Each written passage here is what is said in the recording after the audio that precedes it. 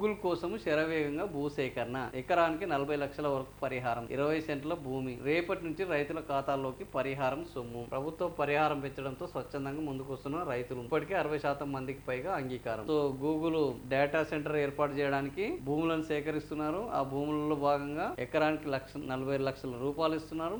మళ్ళీ 20 సెంట్ల భూమి కూడా ఇస్తున్నారు. ఎక్కడ?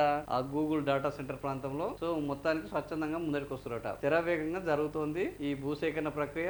అందులో ఏంది, అక్కడి భూముల రిజిస్ట్రేషన్ విలువ 20 లక్షలకు పెంచి రైతులకు ఎక్కువ మొత్తం పరిహారం వచ్చేలా ఉత్తర్వులు జారీ చేసింది. సో దీంతో వారు స్వచ్ఛందంగా ముందుకొచ్చి భూములు ఇస్తున్నారు. కొన్ని శక్తులు అడ్డుకునేందుకు ప్రయత్నిస్తున్న 60% మందికి పైగా రైతులు ఇప్పటికే అంగీకార పత్రాలు ఇచ్చేశారట. So MLA Ganta Srinivasarao, collector M N Harinder Prasad విశాఖపట్నంలో సర్క్యులేటరీ హౌస్ లో నిర్వహించిన సమావేశానికి రైతులు పెద్ద సంఖ్యలో హాజరైనరు. సో భూములు ఇచ్చిన రైతుల ఖాతాలో శనివారం నుంచి పరిహారాన్ని అందిస్తున్నారు. మొత్తం ఎన్ని? 308 ఎకరాలను కేటాయిస్తోంది. ఏపీఐఐసి ఇండస్ట్రియల్ పార్క్ పేరుతో గూగుల్ కేటాయించబోతున్నారు. వాటిలో 244 ఎకరాల వరకు డి పట్టా శివాయి జమాదార్ రికార్డులకు ఎక్కని శివాయి జమాదార్ భూములు ఉన్నాయి.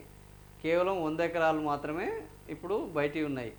ఎకరానికి 17 లక్షలు రికార్డులో ఎక్కిన శివాయి జమీదార్ భూములకు ఎకరానికి 8 లక్షలుగా తొలుత నిర్ణయించారు. తాజాగా డిమాండ్ మేరకు ఈ పట్టా భూముల్ని ఎకరానికి 20 లక్షలకు పెంచారు.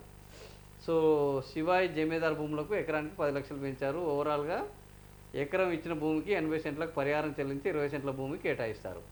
3 సెంట్ల ఇళ్ల స్థలం కూడా ఇస్తున్నారు. మొత్తానికి భూములు ఇవ్వడానికి ఏం చేస్తే వాళ్ళు ఒప్పుకుంటారో ఆ రకంగా ముందడికి పోతున్నారు. సో గూగుల్ డేటా సెంటర్ ఖచ్చితంగా ఏర్పాటు అయ్యే అవకాశం ఉన్నది.